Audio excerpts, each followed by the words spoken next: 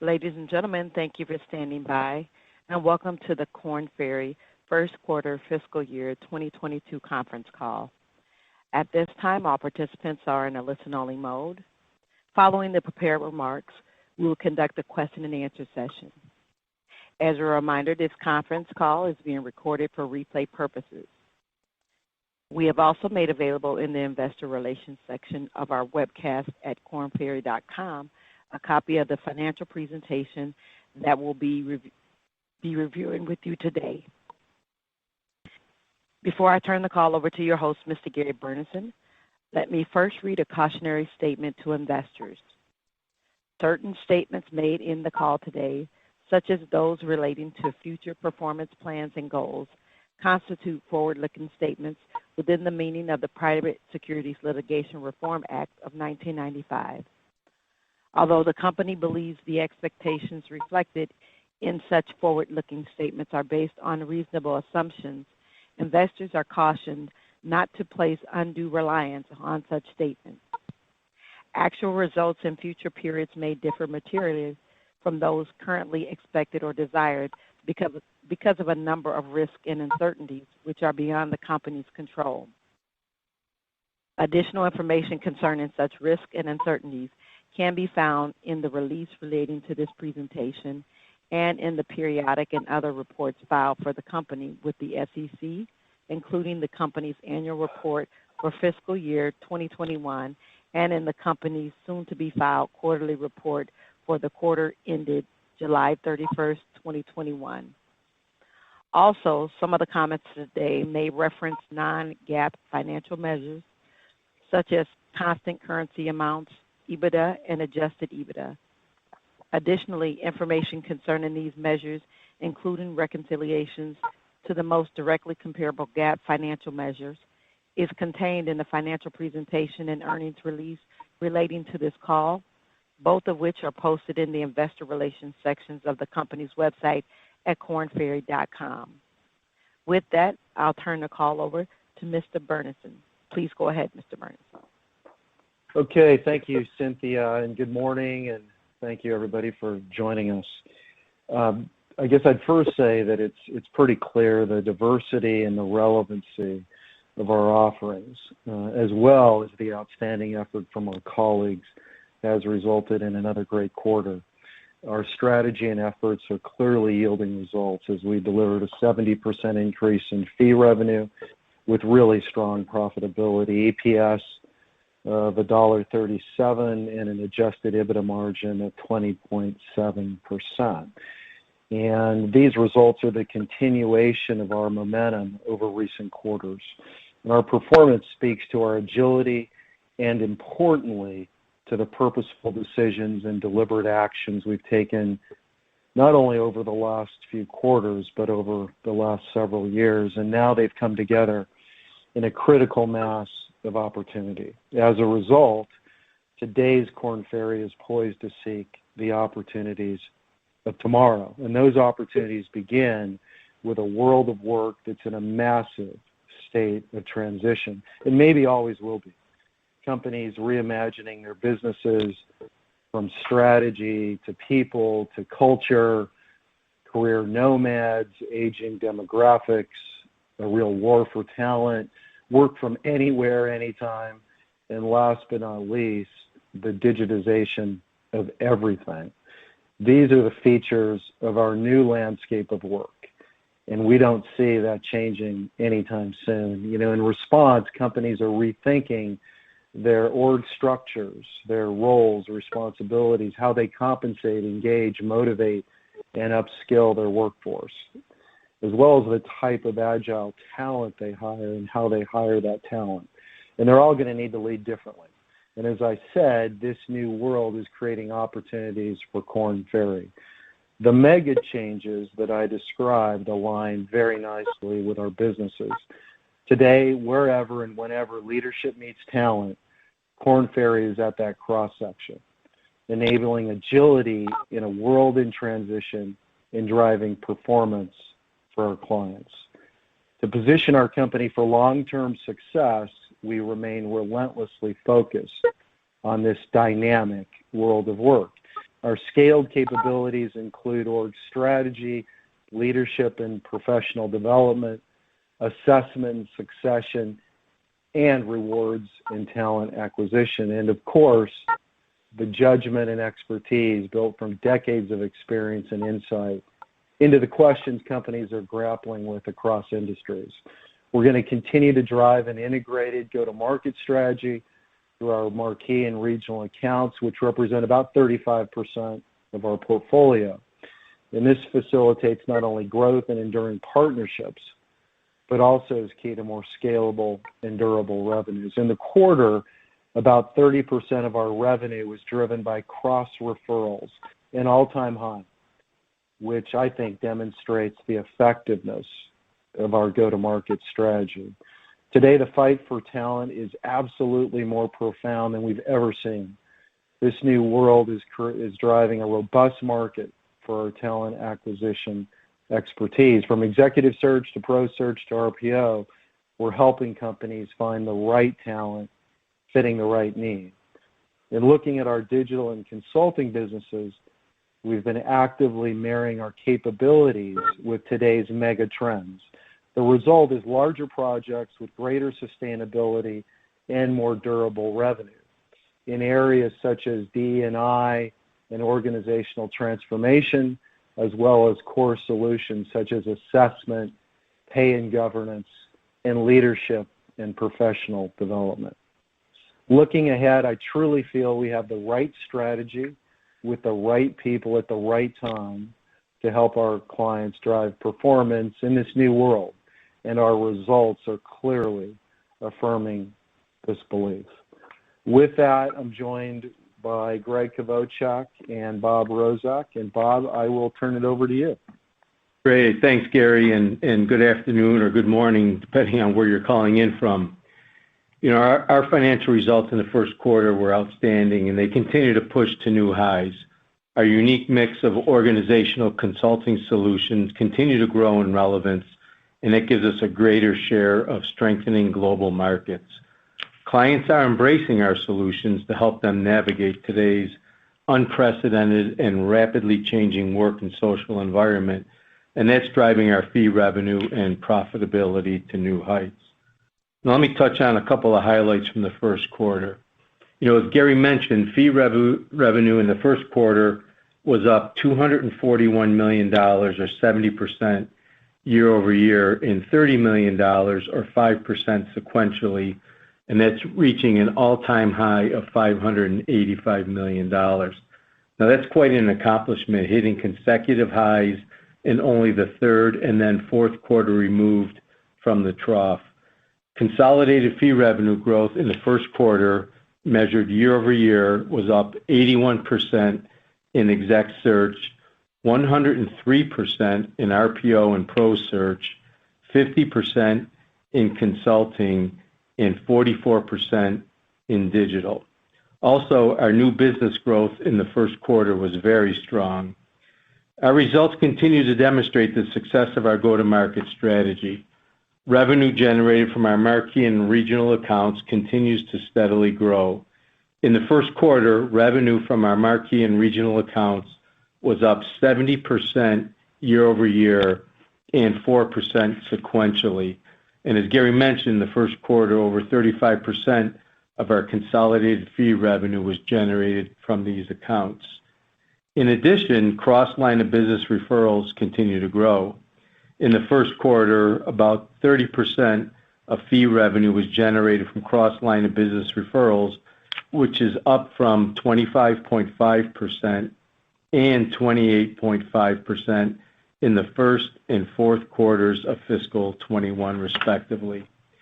Now, earnings and profitability also reached new highs in the first quarter. Adjusted Ebitda grew $111 million year over year and $8.5 million, or 7.5% sequentially, to $121 million, with an adjusted Ebitda margin of 20.7%. Now, that's our third consecutive quarter with an adjusted Ebitda margin over 20%. Our earnings and profitability continue to benefit from higher consultant and execution staff productivity and lower G&A spend driven by virtual delivery processes and reduced levels of related business development spend. Fully diluted earnings per share also reached a record level in the first quarter, improving to $1.37, which was up from $1.56 compared to adjusted fully diluted earnings per share in the first quarter of fiscal 21, and up 16 cents or 13% sequentially. I would like to point out that in the first quarter, our fully diluted earnings per share benefited by 7 to 8 cents from a lower tax rate of 23.8%.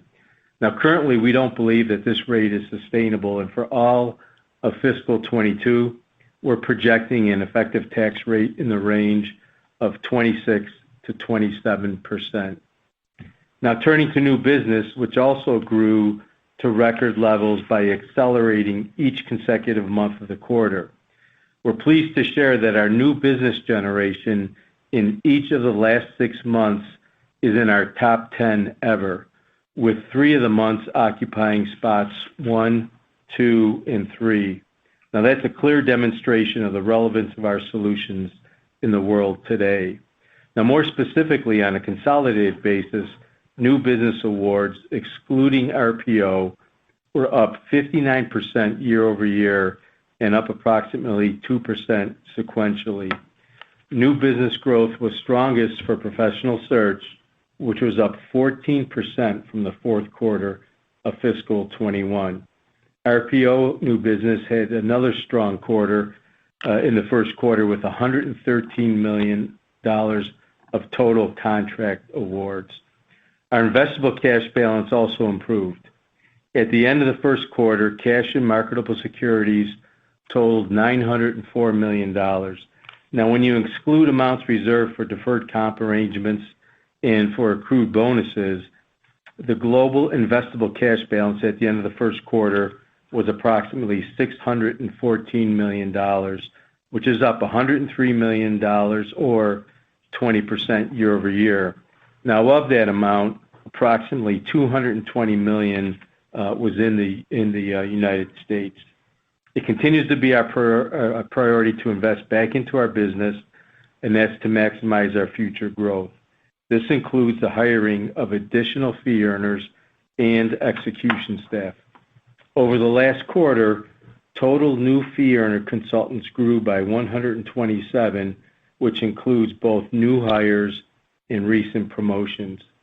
Additionally, consistent with our balanced approach to capital allocation, we repurchased approximately $3 million of stock in the first quarter and paid a quarterly cash dividend of approximately $6.9 million. With that, I'll turn the call over to Greg to review our operating segments in more detail. Thanks, Bob.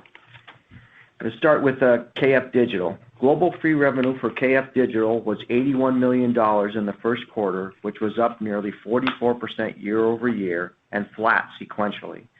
The subscription and license component of KF Digital fee revenue continues to steadily improve. In the first quarter, subscription and license fee revenue was $24 million, which was up approximately 14% year over year.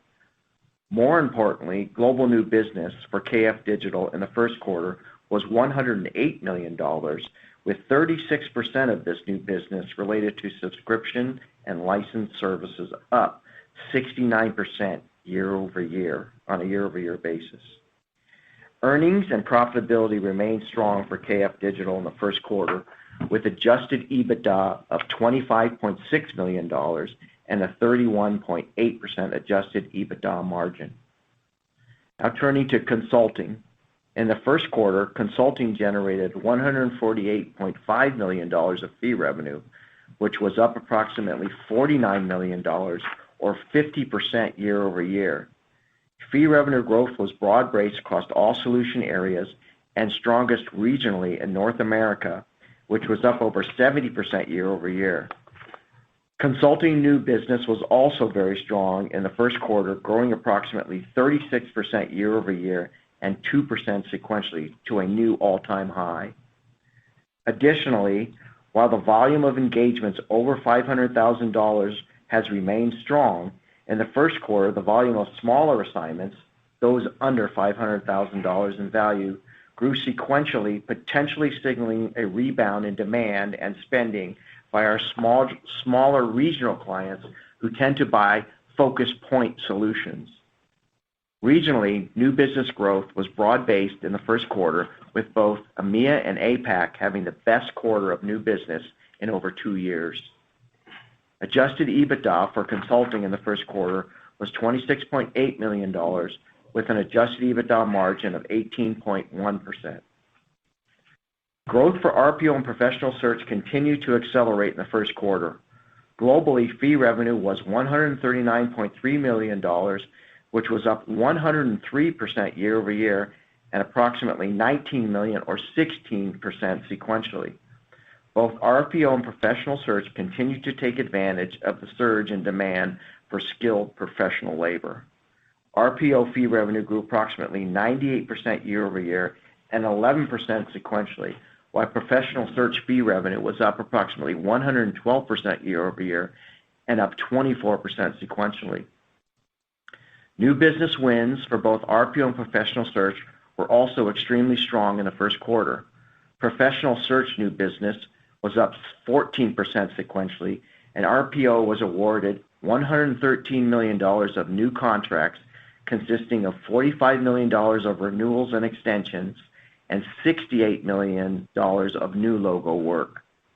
Adjusted EBITDA for RPO and professional search continued to scale in the first quarter, improving to $34 million with an adjusted EBITDA margin of 24.4%.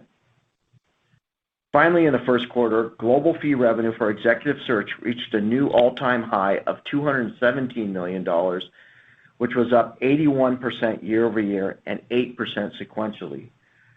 Growth was also broad-based and led by North America, which grew 100% year over year and over 6% sequentially. Our international regions continue to accelerate sequentially.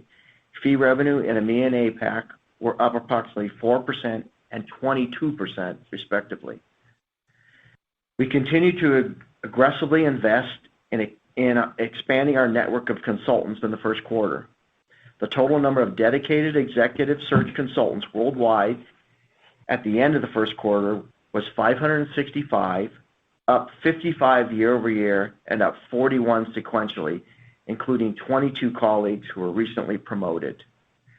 Annualized fee revenue production per consultant in the first quarter improved to a record $1.59 million, and the number of new search assignments opened worldwide in the first quarter was up 57% year over year and 2% sequentially to 1,745. In the first quarter, global executive search adjusted EBITDA grew to approximately $61.6 million, which was up $53.5 million year over year and up $11.7 million or 23.5% sequentially. Adjusted EBITDA margin in the first quarter was 28.4%. Now I'm going to turn the call back over to Bob to discuss our outlook for the second quarter of fiscal 22. Great. Thanks, Greg. As I mentioned, new business in the first quarter grew to a new all-time high, so we're really starting the second quarter with a strong backlog of work. Now, August is historically a seasonal month influenced by summer vacations, but new business for August was up approximately 41% year over year and was in line with our expectations. Now, if monthly trends in each of our lines of business are consistent with historical patterns and market conditions remain strong, we expect demand to continue to accelerate with new business up sequentially in September, peaking at a quarter high in October. Additionally, as previously discussed, we're going to continue to make near-term investments in consultants and execution staff to fuel future growth, and we do expect employee productivity to remain strong and G&A spend to remain at or near current levels in the second quarter, keeping both earnings and profitability strong. Now, assuming no major Delta variant-related lockdowns or changes in worldwide economic conditions, financial markets, or foreign exchange rates, we expect our consolidated fee revenue in the second quarter of fiscal 22 to range from $585 million to $615 million, and our consolidated diluted earnings per share to range from $1.30 to $1.44. As we've begun our new fiscal year, we continue on a path of strong financial performance, leaving no doubt about our strategy or the durability of our business model. Today, we stand alone, an industry of one, going to market with unique end-to-end organizational consulting solutions that continue to grow in relevance. Our robust new business generation over the past 6 months is a true barometer of marketplace recognition. Korn Ferry has never been better positioned to serve all of its constituencies, colleagues, clients, candidates, and shareholders for years to come. With that, we would be glad to answer any questions you may have.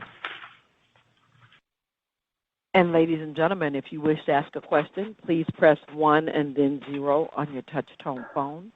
You will hear a tone indicating that you've been placed in queue. You can remove yourself from queue by pressing the same 1-0 command.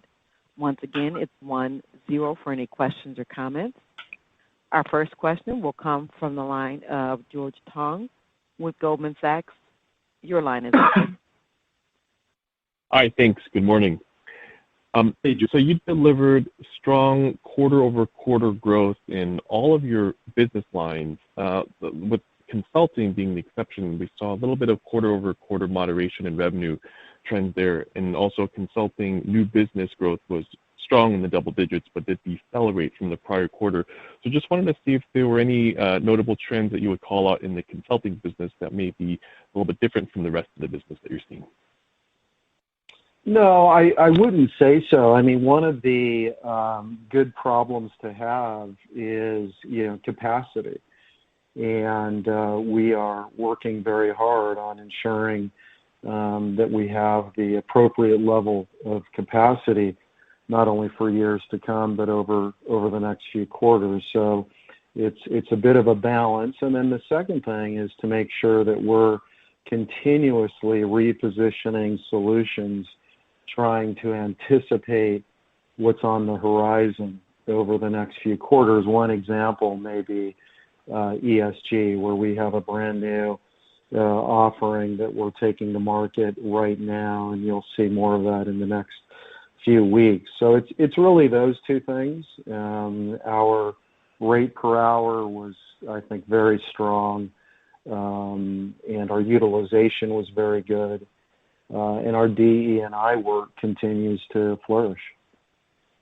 And George, it's Bob. The other thing I would say, Jan, that we saw in consulting was we saw the smaller engagements actually start to accelerate.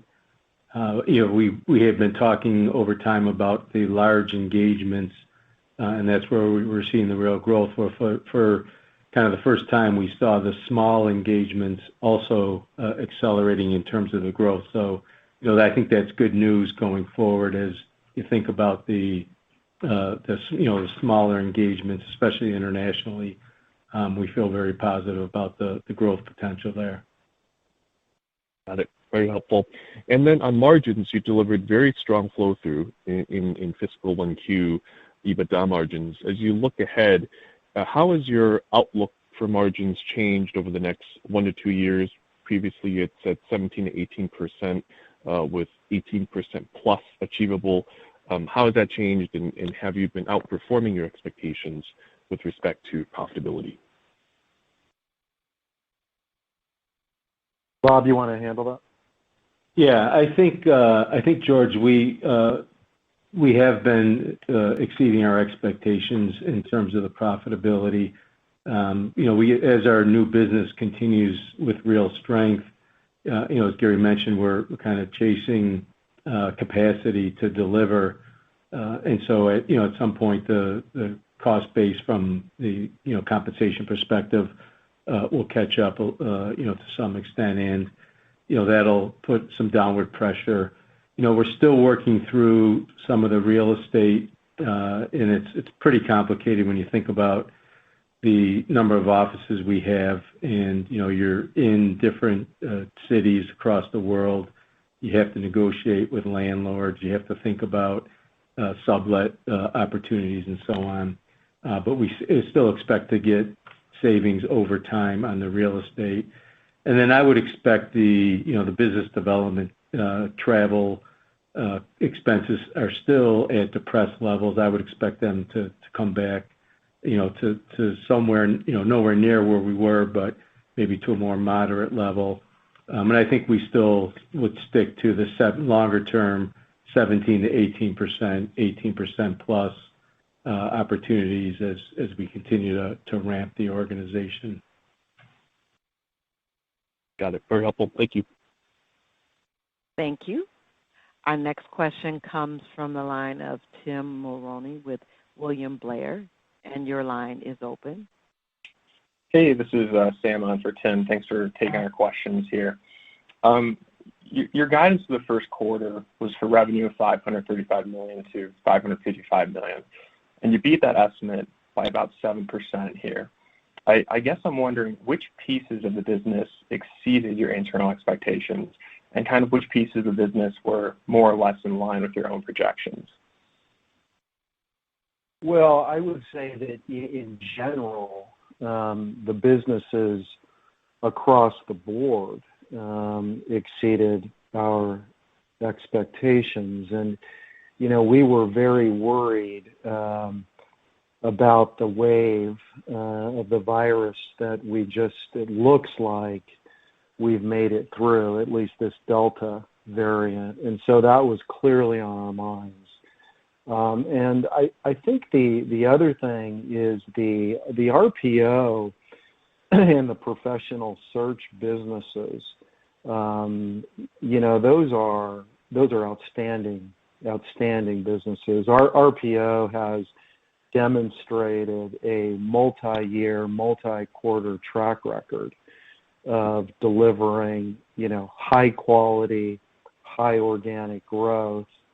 And that certainly, exceeded our expectations. And the professional search area is one where, that's a $20 billion, $30 billion market.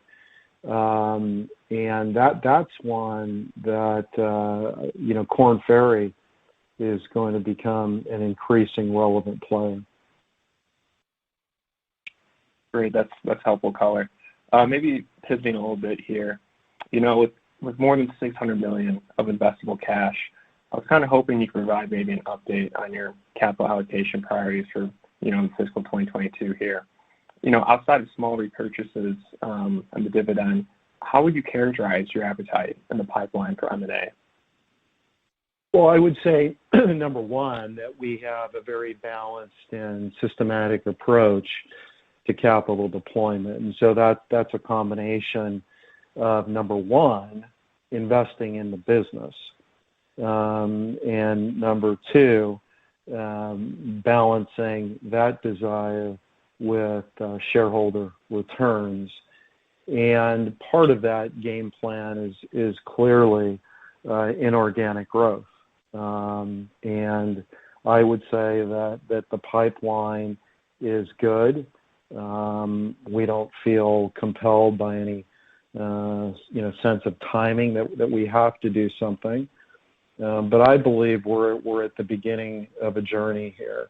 And years and years ago, I said this would be a multi-$100 million organization. Then it was multi-billion. I mean, we're really just at the beginning, and M&A is going to play a very important role in that. Great. Thanks for your answers there. Thank you. Our next question comes from the line of Mark Marcon with Baird, and your line is open. Hello, everybody, and congratulations on a great quarter. Wondering if you can talk a little bit about the opportunity in professional search. It is a huge market, and I'm just wondering, what are you seeing in terms of your capacity? How are you thinking about additions over the course of this year to the staff there, and where are you getting the folks from? Well, you're right. It's it's clearly a large addressable market for us, and an adjacent market to that may even be staffing. So we have ramped up, and we continue to ramp up very aggressively the number of consultants in that business, and since January. We've probably ramped up, revenue generating capacity by about 50%, and we're gonna absolutely continue to do that. The other thing, though, is that it's got to be more than just bodies, and what our RPO business has told us is that the combination of IP with incredible talent can create a very nice organic growth story. So the second piece is making sure that we're incorporating our IP into the offering. And where the consultants are coming from, it is a lot of, what I would call mostly smaller, very specialized recruiting firms. There could be some that are larger.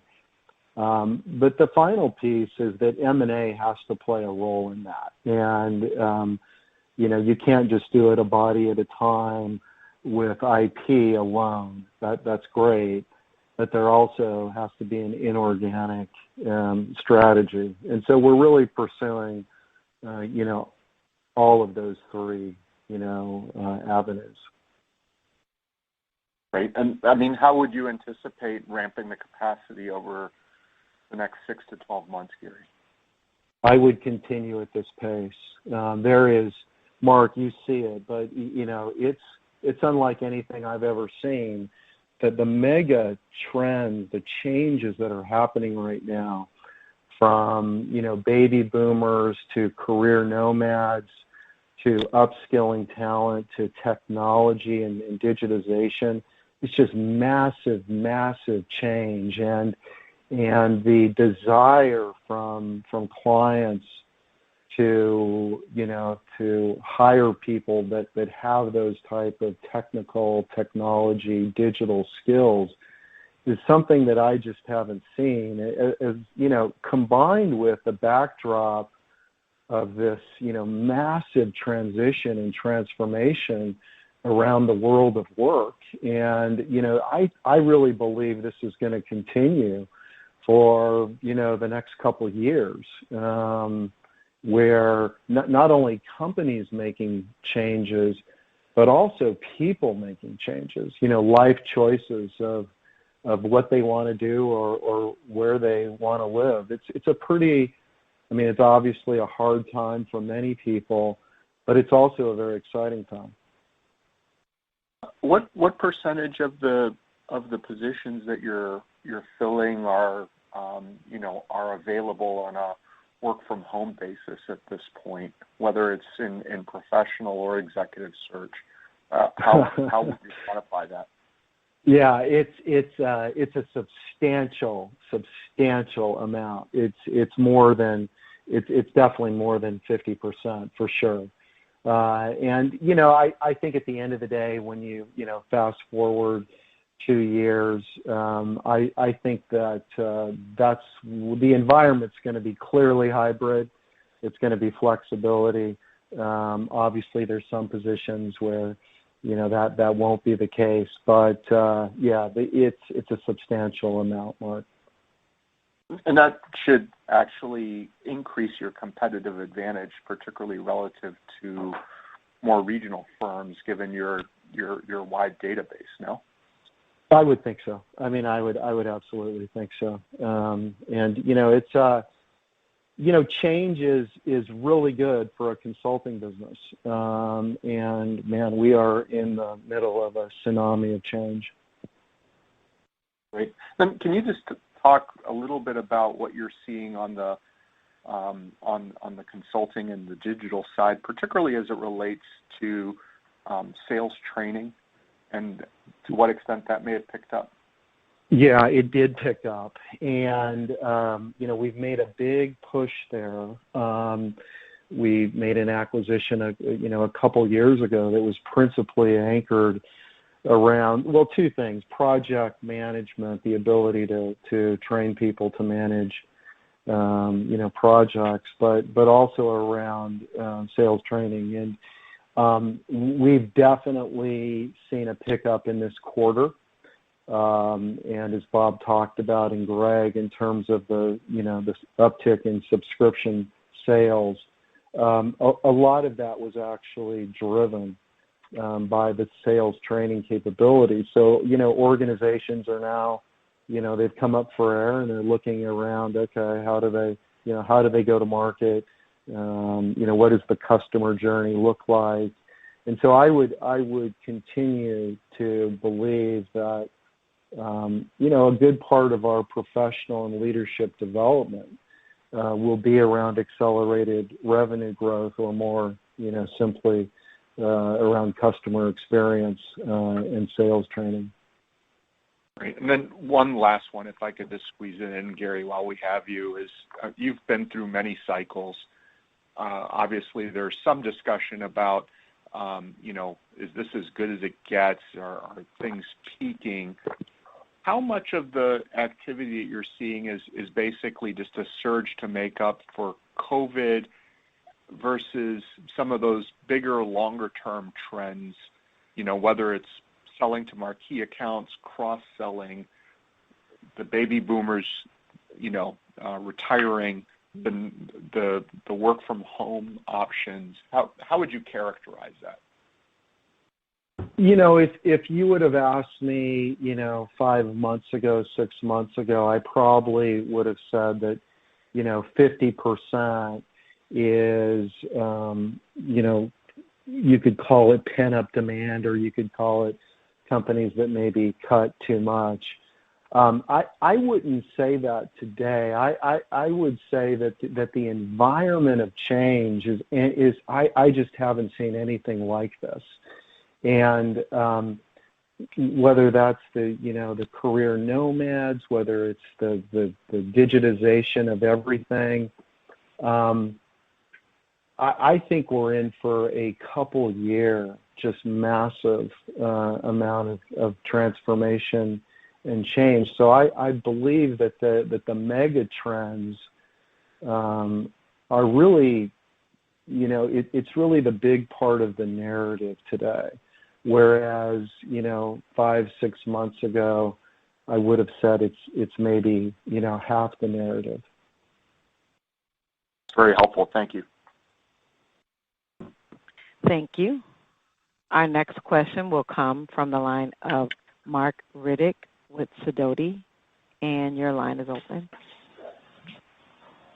Hi, good morning. Hey, Mark. Good morning. So I was wondering if you could follow up a little bit, and I really appreciate all the commentary and color that you've already given. I was wondering if we could spend a little bit of time on the progress that you've seen with broad-based recovery coming from smaller clients, and I wonder if you could address that a little bit. Maybe are you getting a sense that those that have sort of picked up a little bit more lately, maybe what's been driving that? Are there particular industry verticals that we should be thinking about that have now kind of picked up their activity that maybe lagged others, and how we should think about that different, that bifurcated activity level that you're seeing kick in now? Well, Bob, you can add to my commentary here. Sure. I think on a broad stroke, our desire would be to put an outside emphasis on larger engagements for a whole set of reasons, and coupled with that, our marquee and regional accounts. So that is still our strategic desire. That's not to say that we wouldn't pursue smaller engagements, say less than 500,000 or so, because we clearly would. But our desire is to definitely have more impactful multi-regional engagements, because that's clearly, we have a global platform with IP that cuts across the world. I would say that on an industry basis, and this may be intuitive, but what we have seen over the last few months is clearly an uptick in consumer. And you would probably guess that, given how we came out of the first wave. That's whether that's travel and hospitality, whether it's fashion, whether it's retail. We've definitely seen that. And then secondly, technology, kind of across the board. So, I think that kind of sets the landscape. And maybe, Bob, you could comment further on the smaller engagements. Sure. So, Mark, if you look at the engagements under $500,000, we basically break them up into three buckets: less than 100, 100 to 250, and 250 to 500. And we actually saw in total for those three categories, in excess of 50% growth year over year. And each category was roughly in line with that growth. What we're seeing is, Mark Arian talks about the filling up the jar with big rocks, but you still need the sand, and the sand is what he refers to as the smaller engagements. What we're seeing, particularly overseas in Europe and in Asia Pac, is where the smaller engagements are picking up. And as I think about the business historically, we had strength in those regions, in country, dealing with some of the smaller clients, and that was a spending that had really been impacted, from the pandemic the hardest, and now we're starting to see that rebound, which we think is a good signal. Again, we still had, as Gary said, our emphasis is on engagements above $500,000, and we saw strong continued growth in those engagements. But this is the first quarter where we really saw the small stuff start to bounce back. So I would say it's more of on a regional basis, if you will. Great. And then my next question, and I will preface this by saying I admit this is a bit of a squishy question, but I just wanted to get your thoughts on it. You go back a few years ago to when you made a commentary and investment. You made the decision to brand everything Korn Ferry. You made the decision to step up your branding efforts pre-pandemic. You made the decision to sort of move forward with the Korn Ferry brand across the board. You made the decision to do the golf tour and what have you. All of those things. I was wondering if you could spend a little bit of time maybe on what your thoughts are there as to the effectiveness. I know I've covered advertising before, so I know it's always difficult to ask somebody what the ROIC is of a branding exercise. But I was wondering if you could spend a little bit of time on sort of where you are today, versus when you made those initial decisions and how you think about it currently. Well, I would say in professional services, there's no substitute for knowledge, know-how, and insight, and that's the business that we're in. And so I think coupled with those branding decisions, the very important, we have been incredibly consistent and purposeful, not over weeks, not over months, not over quarters, but over years. We believe that this is a multi-billion-dollar opportunity to create an organization that sits at the intersection of talent, strategy, and an organization. So ultimately, it's knowledge and it's insight and it's IP, and that's what the firm is based on. So I would say that is number one. Having said that, as I look back, clearly that decision around branding and around thought leadership and all the things that we're doing, I think it's been an absolute game changer for Korn Ferry. I firmly believe that we have elevated the brand of Korn Ferry more in the last 2 years than we've done in the last 52 years in our history and business. And that's not just a statement, that's backed up by our data that we track, and whether that's social media or whatever, the data would tend to back that up. Now, if we continue, which we will, with a balanced approach to growth around organic and inorganic, there will be times where you make an investment and you run that company with that brand for a certain amount of time. And I wouldn't be surprised if Korn Ferry, does that in the future. But I think that, the investments we've made, the thought leadership we've done, the social media presence, all of that has been an absolute game changer for Korn Ferry, as well as the consistency and the voice that we've taken in the marketplace around different types of issues, whether that is gender, whether it is around race. Korn Ferry I think, has been, a very, very strong voice in the marketplace. And today, if you just look out now over the next few months and quarters, ESG is going to continue to be, a major issue for organizations, and that's why we've been working very, very hard over the last several months to make sure that we can put together an integrated solution for companies that will grapple with this issue, as well as the other issue around horizontal leadership. The days of vertical leadership, I think, are long gone, particularly in this world of work today where, it's hybrid, it's work from anywhere, anytime. And hey, Mark, I would add, Gary gave kind of an outside-in perspective, but inside out, I see just a huge difference in the organization. As I interact with people across the company, lines have absolutely been broken down. I think there's, much more collaboration amongst the different lines of business and so on. And I think the folks internally present themselves as one Korn Ferry versus where we were, 4 or 5 years ago. So I think Gary's absolutely, spot on in terms of how we show up in the outside world. But I think also internally, I see just a massive difference in how people interact and engage today. It's an excellent point. Thank you very much. Thank you.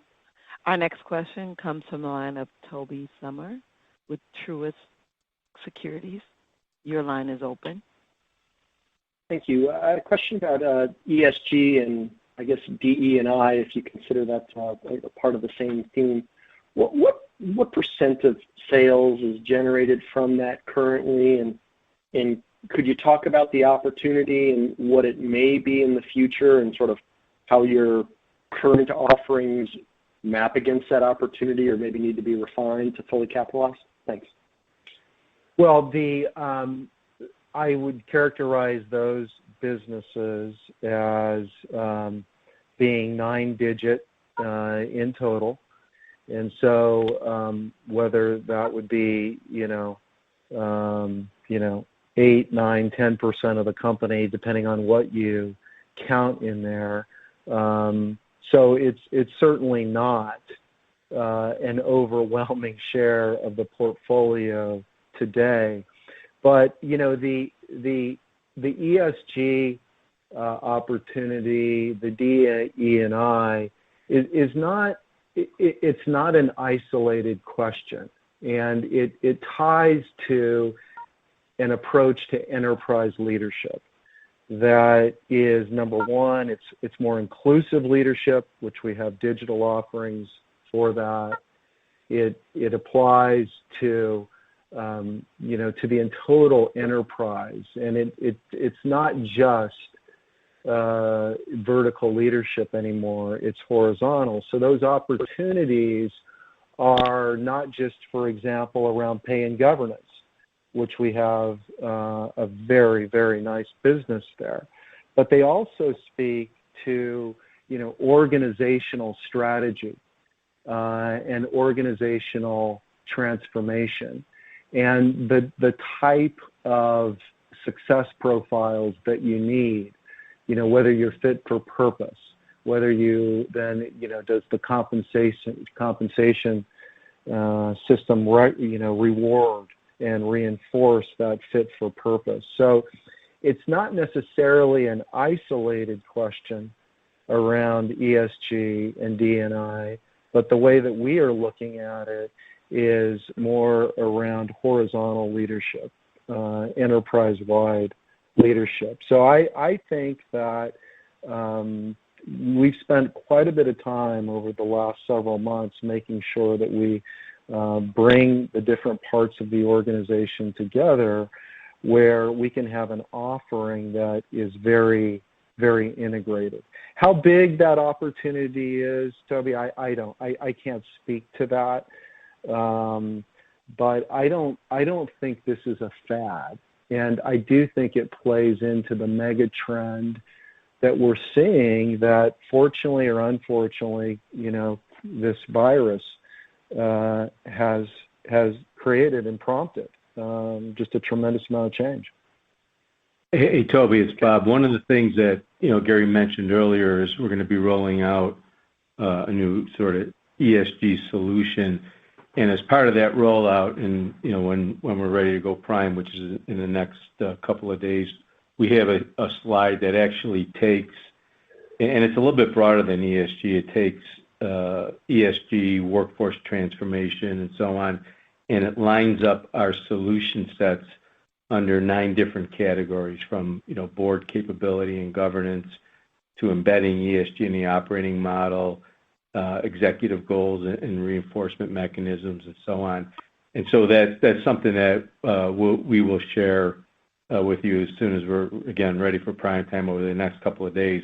But it gives you a real sense for our solution sets and how they line up again, it's not just ESG, but the broader mega trends that Gary referred to. Thanks. I appreciate that. If it is 8 or so % today, and I told you I thought it could double in 4 years, would that give you pause, or is that within the realm of possibility? Well, I think the thing that we're very careful about is whiplash leadership, and it's this is a time of tremendous transition. And we're not going to just go from happy to glad. So it's hard to make any kind of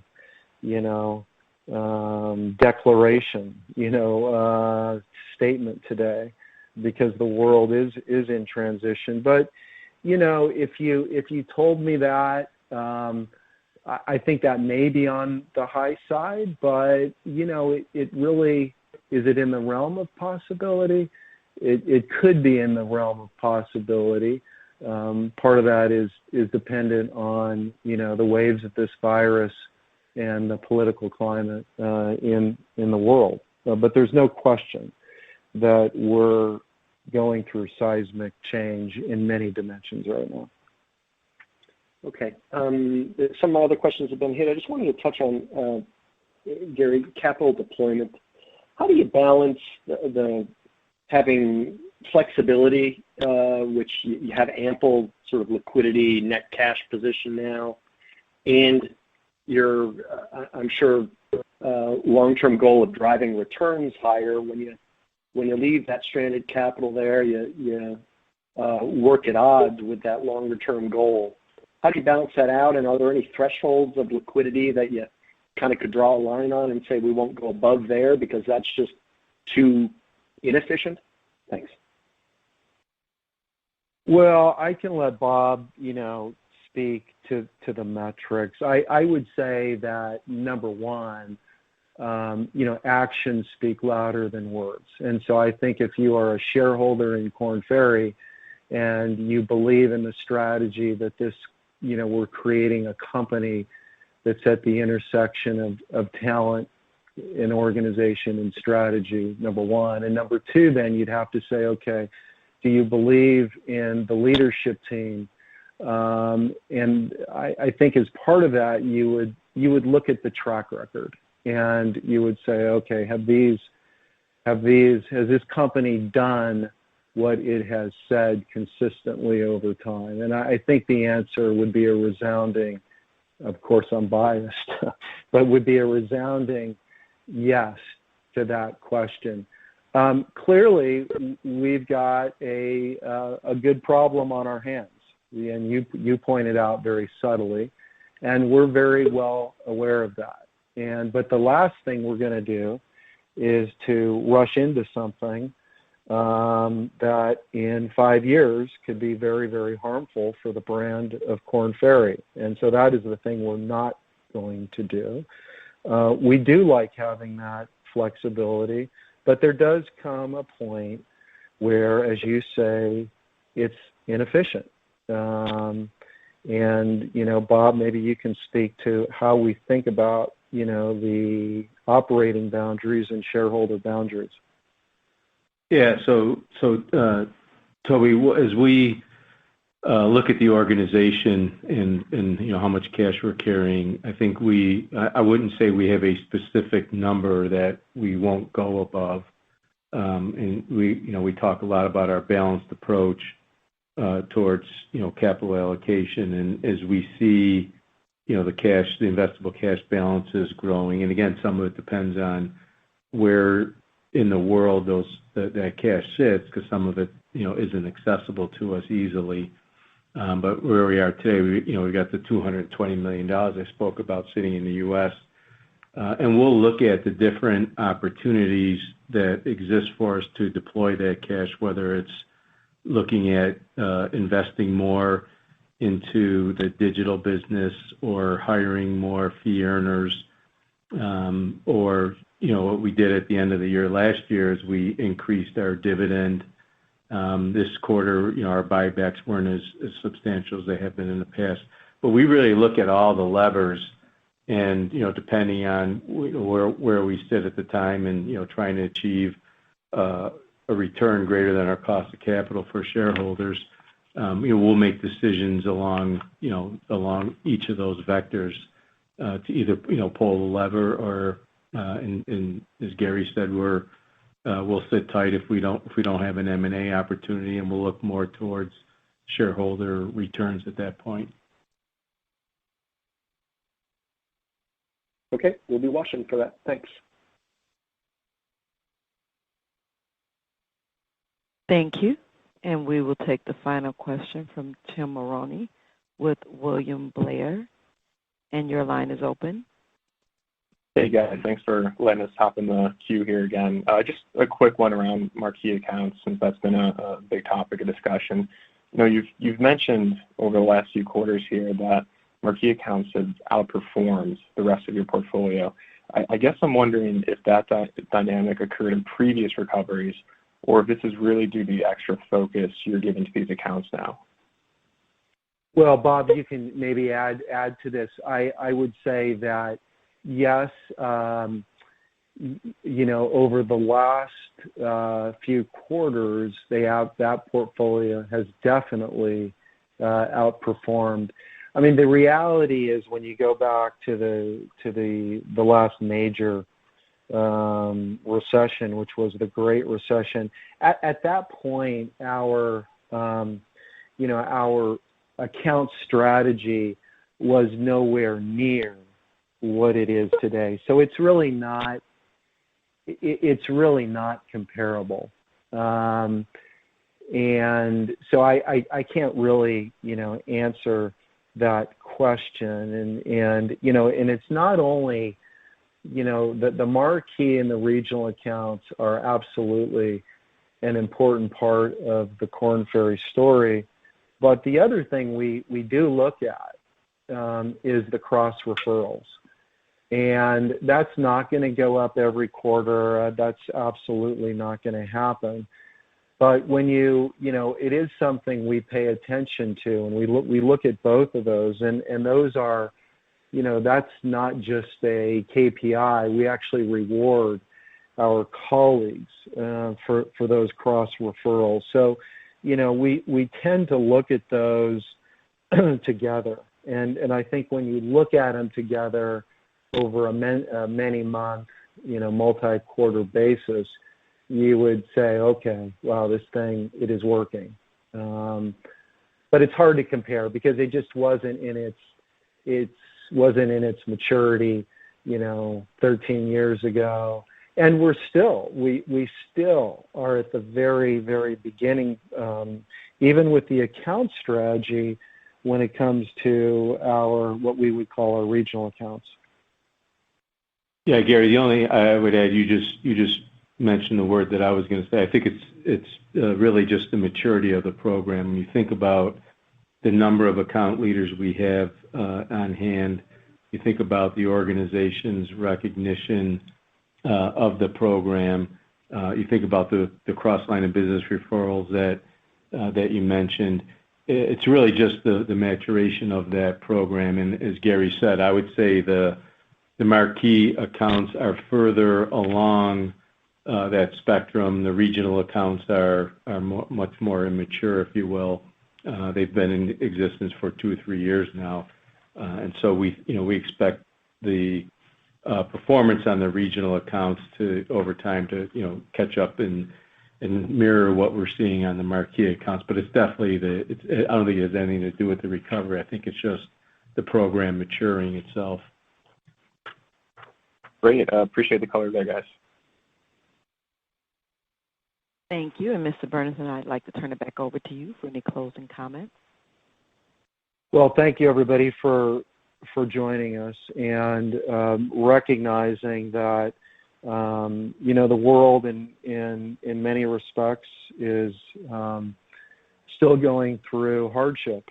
And, our hearts go out for those that, still are experiencing this. And to some extent or another, we all are. But with that also, with crisis comes opportunity, and those tend to come in times of great change. And that is the period that we're in. And we are very, very hopeful and about the mega trends that are playing out. So I want to thank our colleagues again for their resiliency, for the outstanding effort, and for our shareholders for listening. Thank you very much, and we'll talk to you next time. Thank you. And ladies and gentlemen, this conference will be available for replay for 1 week, starting today at 3 p.m. Eastern Time, running through September 14th at midnight. You may access the AT&T Executive Playback Service by dialing 866-207-1041 and entering the access code of 1153639. International participants may dial 402-970-0847. Additionally, the replay will be available for playback at the company's website, www.kornferry.com, in the Investor Relations section. That does conclude your conference call for today. You may now disconnect.